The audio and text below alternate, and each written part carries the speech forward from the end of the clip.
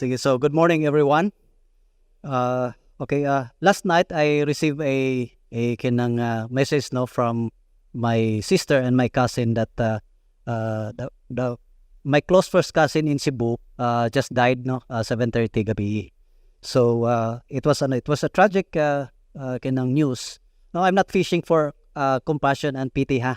This is just a thing that I think connected sa to ang message for today.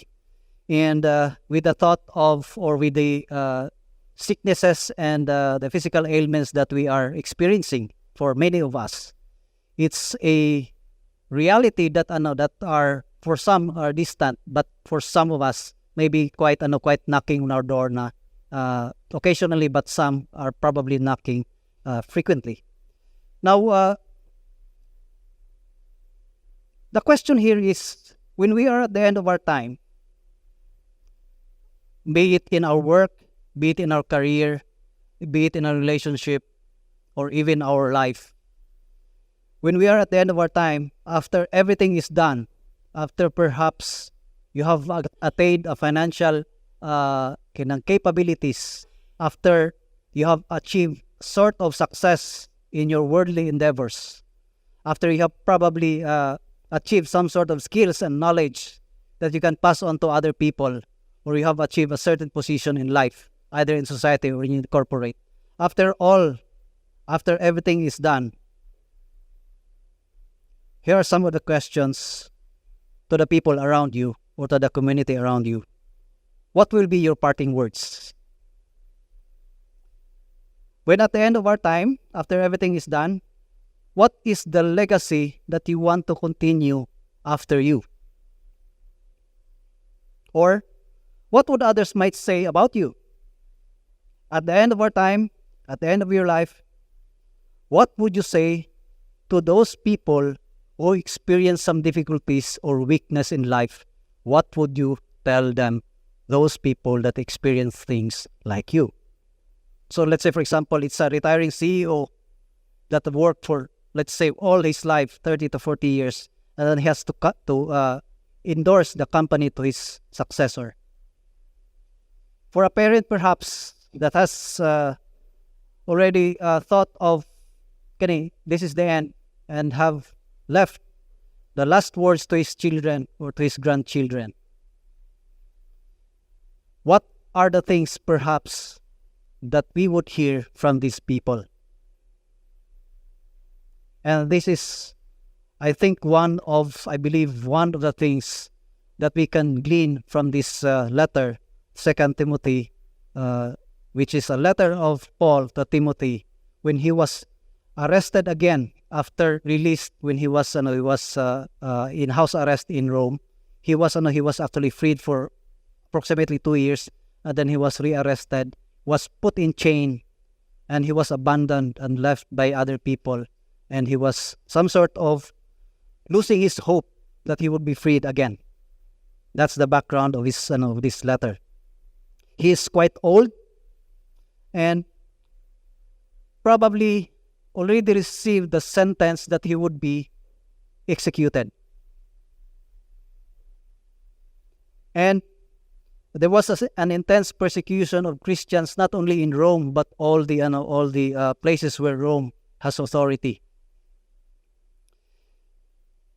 Whereas Paul is experiencing this, his mind is not just confined sa iyahang situation, but his mind was also confined to his disciple, to his student, and to what he calls as son in the faith. No, Timothy was sent in Ephesus, and he was there to manage the affairs of the church. And for some reason, Paul noticed or heard that perhaps Timothy, because of the persecution and because of the pressure and burden of the church, and he was also facing the assault of the false teachers that are roaming around the Christian communities around Rome. And perhaps he saw some signs that Timothy was weakening sa iyang faith. He sent this letter. It's a farewell letter, final instructions, sort of murag iyang legacy that Timothy would continue the things that Timothy should have to do. In chapter 1, verse 6, this is the clue that some commentators are saying Timothy is already weakening sa young faith because all of those factors that are surrounding him. Paul said, you have this faith in your grandmother and your mother, and then he said, rekindle that faith, which implies that it was about to be extinguished. Rekindle the faith, reactivate it, or in other words, to cause to begin to be active again. If it is a gift, to keep it alive. As if assuming that Timothy has some sort of a thought that he would depart from his earlier dedication to the gospel. Paul saw the signs. And in us, in our church, we can also see some signs that our brothers and sisters are also weakening in the faith. Some of them would be attending less and less sa church. Some of them would attend less and less sa atong Bible studies, even if they are able. Some would have probably an increasing prayer requests. Guys, please pray for me because of this, because of that. Some signs that people are weakening in their faith is the decreasing enthusiasm in the worship services in the church. Present but absent. Others have critical attitude towards church leaders and other believers. In some sense, mura ni silag pabadlong. But on the other hand, probably it's an unspoken cry for help. And this is the reality that this is a reality that church leaders and even other believers notice or observe, not only in this church but also in other churches. And there are so many factors that are causing this spiritual weakening. There are pressures for the leaders, not pressures and burdens of the church. Leaders and members experiencing chaos and perils in the church. In case of Timothy, there's that hostility of those in Ephesian church because he was young. That's why Paul said, do not let your youth be a hindrance. Some churches or some members of churches and leaders are overwhelmed by the assaults of the false teachers. There will be some divisions in the church. There are some conflicts and frustrations. And also, to a certain extent, there are believers who felt that they have needs and the church did not met those needs. Aside from that, there's that external persecution to the gospel message experienced by Paul and also for Timothy. And what do we do about this? If this is happening to you and this is happening to us in the church, or if you see somebody that are experiencing or showing the signs that their faith is already weak, what shall we do? Do we neglect our spiritual disciplines? Do we tell them nga, ay lasag pray, ay lasag read sa Bible, kay you are going through something? Do we encourage them to unwind and engage in social media entertainment? More social media, more games? Or for some people, they would exert more effort in ministry instead of more devotion to Christ? Or do we isolate? For some people, they would overcompensate for the unpleasant experiences in the church, like for the criticisms, for the trauma. They would overcompensate. And I've read just this week, a Facebook post about churches criticizing each other. And there was one who commented, that's why I don't attend congregations and I just go direct dial to the Lord. It's a very sad response. It's a processing the trauma that became unconsciously saying, I don't like God's people. Yet we say what Paul did and what is his solution. And the letter to 2 Timothy is a very good example of that. He said, I want to go to you.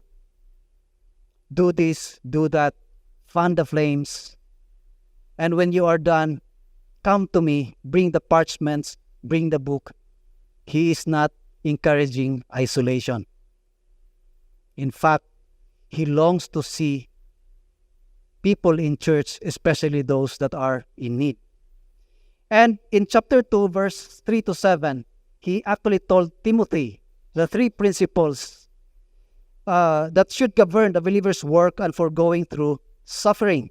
The three things are the metaphor of a soldier that should be avoiding entanglement with the world. Second is an athlete, a picture of an athlete that should adhere to the rule during competition in order to win and to get the prize. And the third one is the picture of a farmer that should work hard because he is anticipating a harvest.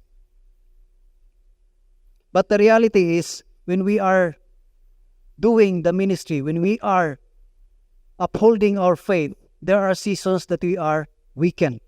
Ma-weak kita, mapaong kita. We will become tired, not only physically, psychologically, but also spiritually. Yet if we look at these principles that Paul told Timothy, is it logical for a farmer who is tired of waiting for the harvest, if he's anticipating the harvest and he is tired and weak, would he uproot the crop? If, let us say, you are invited to a family reunion, going perhaps to Toledo, and you are driving a car, and then you're so excited to go there because your objective is to meet the people that you love, and then along the way you have a flat tire. You don't know how to change it. Would you push your car back to Cebu City? No. The soldier's avoidance of entanglement is a picture of a person that is at war and wants to win the competition or wins the battle. An athlete's rule adherence is something that when you are competing within the rule, you won't be disqualified if you get the prize. So Paul actually charged Timothy to follow the pattern of the message that he did throughout Paul's ministry. And he asked Timothy to entrust the message to the next generation, the legacy that Paul wants Timothy to follow and increase. Timothy is suffering, Paul is suffering, Christians will suffer, and perhaps some of us are already in the verge or experiencing suffering. And Paul is saying, suffer or share in the sufferings, just remember Christ on the cross. And he also said that you keep your doctrine and life in agreement. We have doctrines that we learn in this church. Let us also do the doctrine. Let us keep the do in the doctrine part. And lastly, in chapter 4 is to teach the word of God accurately. So in verse 1 he said, I charge you in the presence of God and of Jesus, who is to judge the living and the dead, and by his appearing and his kingdom, preach the word, be ready in season and out of season, reprove, rebuke, and exhort, and complete patience and teaching. Whether we are weakened in our faith or strong in our faith, there are difficult times that we will experience, and perhaps we have already experienced it in the past. We have experienced difficulties in our exercise of our moral standards. We have difficulties in living a life that is dedicated to Christ in our workplace, in our school. And Paul has warned Timothy in chapter 3 that there are a lot of people that will oppose you and oppose your message because of the following. They are lovers of self, lovers of money, proud, arrogant, abusive, disobedient to their parents, ungrateful, unholy, heartless, and all of those negative characteristics of the world. And because of that, you will suffer as a Christian. That is why the charge is to be ready either in season or out of season. We will have mess and chaos in the church. No?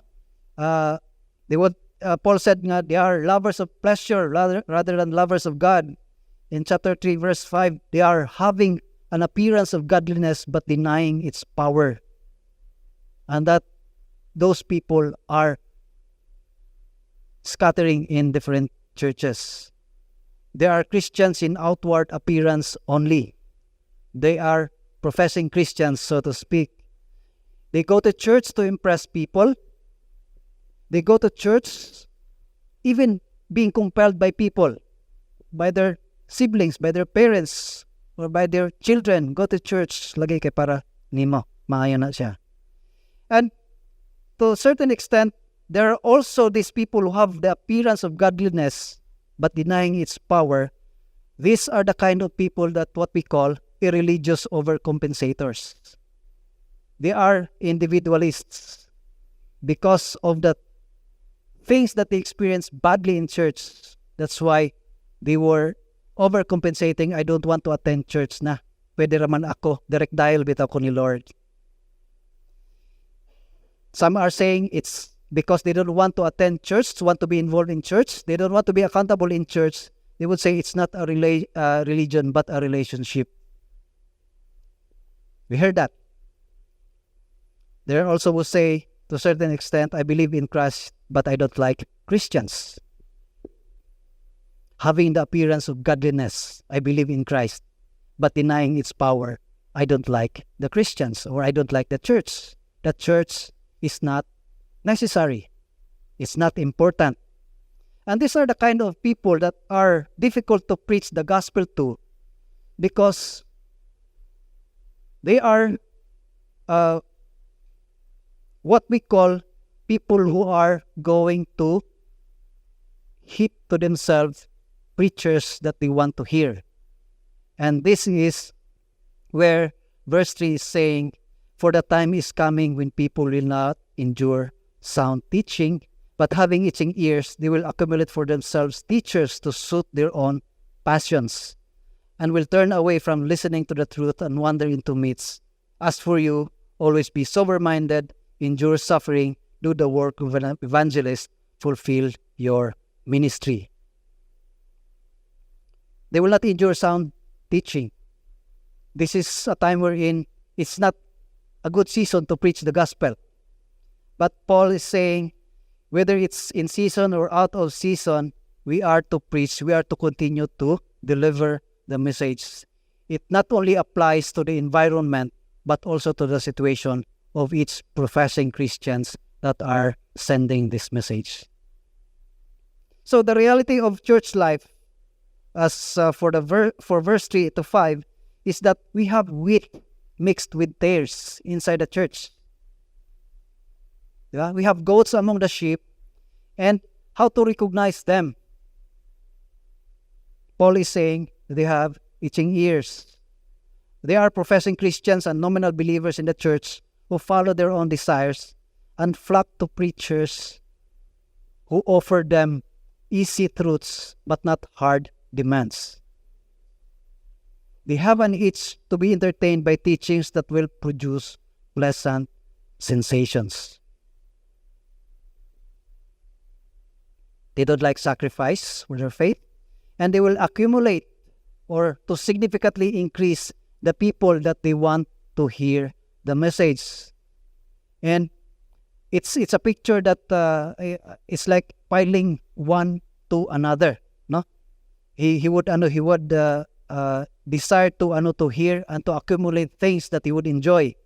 And there's a very good example of this. When you go to Facebook and just click one thing that you like, imagine the number of things that would come to your feed. And that's the picture of the false teachers that would come to you. Those itching ears. The Facebook algorithm, the YouTube algorithm are like that, no? It's like a devil's tool to give you what you want. The things that you enjoy, the things that are pleasant to you. And the reverse side is that they will turn away from the truth. That is, when they heard the truth that is hard, when they heard the truth that demands things that would entail sacrifice, they would turn away from doing those things, from hearing those things, with the implication that it's a rejection of that truth. And they will turn away from truth and chase after the myths. Again, having the appearance of godliness, but denying its power. And Paul said to Timothy, avoid to such people. Instead, what did Paul told to Timothy? Be sober-minded, which means to not be drunk, be in control of one's thought processes, and thus not be in danger of irrational thinking, to be well composed in mind, meaning ang mind nato is properly structured, with the implication that we are morally alert to the things around us. He said also that do the work of an evangelist. Of course, we know that that Timothy was an evangelist. He's going to churches, appointing elders, and teaching the things that Paul also taught him. But one of the primary role of the evangelist is to announce the gospel. And it is not only confined to preachers, but to all of us that have a message to tell others in our workplace, in our school, in our families, and in surrounding situations wherein there are people that would hear our message.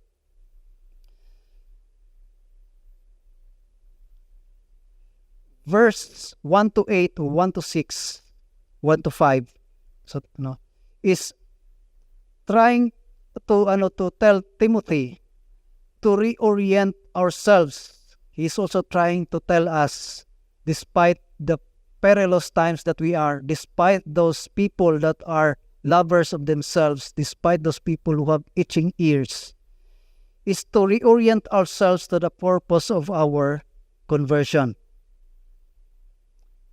Facebook has a lot of messages bombarded to us. TikTok, Instagram, they have a lot of messages. And they are competing against the message of the word. And if we are not careful, we delve into the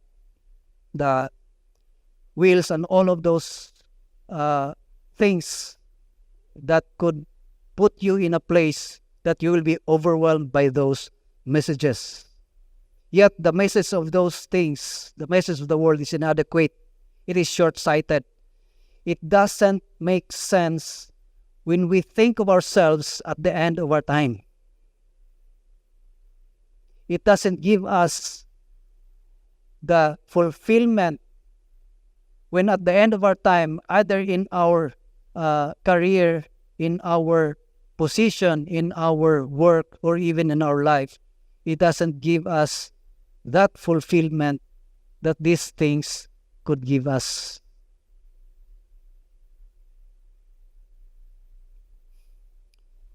He said that we preach the gospel, preach the word, be instant in season and out of season. Implies accurate preaching of the gospel, because how would you recognize those false people in the church? If we are accurately preaching the gospel, it will expose the hypocrites. If we preach the gospel, or if we preach the word that demands accountability and demands sacrifice of their lives, demands even their ambitions, it will expose them as hypocrites. If we also preach the gospel accurately, if we preach the word in its entirety, it will bring back straight sheep. We would never know who comes to the church that are in need. There will be a time wherein somebody would come here as a sheep that was brought back by Christ, our shepherd, and then would hear the message, and they would be going back. They will be brought back to the fold of the shepherd. And accurate preaching of the gospel also prepares us for our departure from this world. Just like Paul when he said in verse 6, "For I am ready, being poured out as a drink offering, and the time of my departure is has come. I have fought the good fight. I have finished the race. I have kept the faith. Henceforth there is laid up for me the crown of righteousness, which the Lord, the righteous judge, will award to me on that day, and not only to me, but also to all who have loved his appearing. The picture is a Levitical ritual. No? It's the pouring out of a drink offering. It's the last part of the Old Testament sacrificial system. After all of those meat, the grain offering, the drink offering is the last one, which signifies that Paul has completed his act of worship. It's the last offering from a life full of sacrifices. It would also be our last offering at the end of our time. He said that he will be departing soon. It's a picture of a ship that is losing its anchor, meaning it will leave to a destination. The question there is, where are we going? For some of us, it's not yet clear. No? We are still wandering in this world, grappling all of those things that we see as gold. We saw things that glitters and it attracts us. We have dreams. We have aspirations in life. But when we are departing, when the anchor is losing na from the port, where are we going? Are we sure of that? Are we confident that our sail is towards that destination? So it's like Paul is relaying to Timothy what has been his work all throughout. It's like a 400-meter relay wherein one runner completes the race and then hands the baton when he reaches 100 meters. And then somebody at the end, there was a last runner wherein he would hand that stick and then run faster until he reached the finish line. Paul is saying that the task is already completed. The fight is over. The crown is waiting. And at the backdrop of this is that there are people that are with Paul that have abandoned him. There are people that departed or deserted him because his reason was that they love the pleasures of this world. Yet he said, I have fought the good fight. I have finished the race. And this brings us to the reality that some will fall away from the church. Daghan gina siya. Some people would be more dedicated at the start. They would stabilize in the middle. Some would have some peak of their ministry career, and then all of a sudden just fall away and gone from the church. They have departed but don't know where they are going. Yet Paul is saying that henceforth there is laid up for me the crown of righteousness. So the question here is, are the things that we do these days allow us to say what Paul said at the end of our lives? At the end of our time, can we say like Paul, I have finished the race? Or can we say with Paul, I have kept the faith? Can we say with Paul that we are like him who loved the Lord's appearing? And it is an outcome, actually, what he said to Timothy in the previous chapter. That when Timothy is having difficulties dealing with the church, there's one word that he said to Timothy, and that word is, remember Jesus. He is risen from the dead. And it is the fuel that turned scared Galileans into world-transforming force of our world, of our society. This is the kind of message, or this is the kind of remembrance I think that we sometimes forget when we are in the midst of troublesome times. This is the kind of message that we ignore even when we are weakened with our faith, when we are confused what will happen next to us. So he said, remember Jesus, risen from the dead. And juxtapose this with the message from the world about worldly success, you can do it. You just do something, sacrifice lang ka, you can do it. Then we would also remember Jesus said, what profit is it to a man if he gains the whole world and loses his own soul? No worldly message can surpass the message that Paul said, Christ risen from the dead. This is the ultimate hope that gives him the confidence that when he set the sail, he knows the destination that he will be going. And this is also the comfort in facing death. And again, I remember, I had a news last night. I have a cousin that has died. He's 63 and I'm 56 soon. It's a very small gap. And he was ahead of me 6 years. And perhaps my time would be 6 years pa or less than that. What is our comfort when we are faced with that scenario?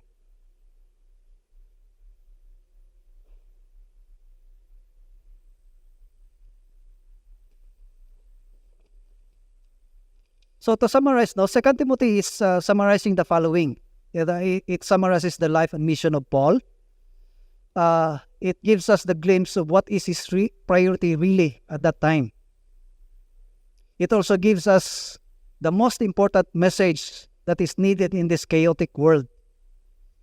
The world means not only Cebu, not only in your workplace, not only in the school, but also in our family. We need the message. And I guess we are not only scared, but feeling isolated if we deliver that message, no? But Paul, in his second letter to Timothy, emphasizes the necessity of preaching the word, whether it's convenient or not for us. And at the backdrop of that letter is the reality of believers or even leaders that have weakened their faith.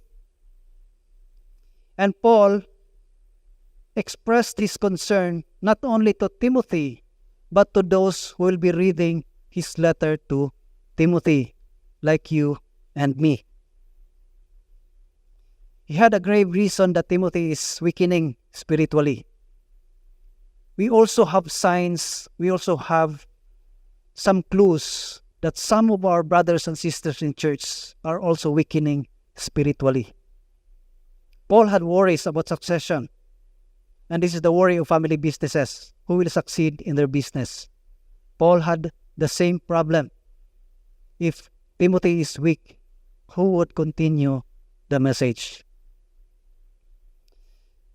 He is already old, about to die, and there are opposition to Timothy's leadership. And there's also that possibility of Timothy abandoning the faith just like others who abandoned Paul. And some people in this church may fall away and abandon Christ. How do we know that? Keep preaching the word. Now, another question is your faith weak nowadays? Is your flesh overpowers you? Are you isolating yourself? Do you intentionally avoid church at a minor inconvenience or some conflict with your earthly commitments? Do you regularly entertain temptation? Or do you listen to ungodly suggestions? That is why I don't have an Instagram. I don't have a TikTok. Those are very powerful tools to suggest messages that you cannot escape from. This is just me. But it is an avenue for ungodly things to infiltrate the minds of believers in church. And if somebody would tell you something, do you hear it as a godly counsel, or do you reject instead of repent? No? If some of us are weak in our faith these days, or we would experience weakening of our faith probably in the future, there are three things lang that I would like to tell. No? These are the realities if those things are happening to us. Even if we are weakened in our faith, the temptations do not cease or do not stop. We will be tempted again and again, whether our faith is weak or strong.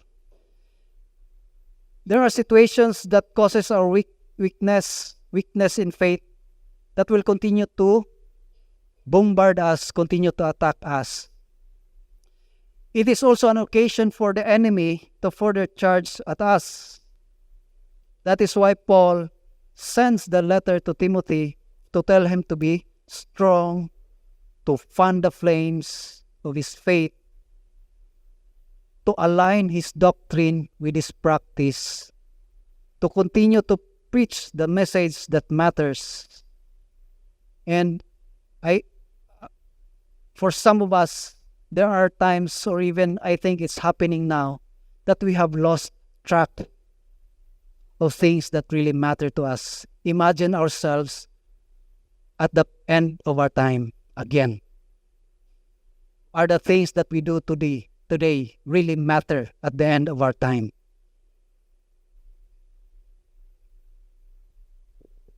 And because some of us are weakened, some of us are confused, some of us are somehow clouded when it comes to our right frame of mind, we will have questions. Just like the world, they will have questions. And the question there is, or if we answer that question, where do we find the answer to the chaos in this world? And Paul ultimately said that he has fought the fight. No? He has the present reality that his life would end. And he appealed to his past faithfulness as he remembered Christ. He appealed to his past faithfulness, not what he did, but what Christ did, to uphold him, to support him, and also to sustain him. Gave him that confidence to anticipate the reward that is awaiting for him. And there's that role of the scriptures, the important role in doing this and sustaining the life of Paul throughout the ministry of his Christian life. Again, in chapter 3, it's the guide and anchor. No? It's a weapon to fight. It's used to rebuke, to correct, to train in righteousness. And it is the hope, the source of hope when we are facing death. And all season witnessing, if we know that there's a message to deliver, if we know that there's people that are in need of answer, even when it's inconvenient to us, we have that source to answer the world's needs. Lastly, try to evaluate ourselves. We are at the end of the sermon. No? Have we advanced the message like a soldier in a battle? Or are we entangled in so many worldly affairs that it actually causes us to shut our mouth and even let go of our role in this world? Have we competed in the world's message to win the crown? Or we let Facebook, TikTok, and Instagram won the battle spiritually? And not only to the world, but are we allowing it to win over us?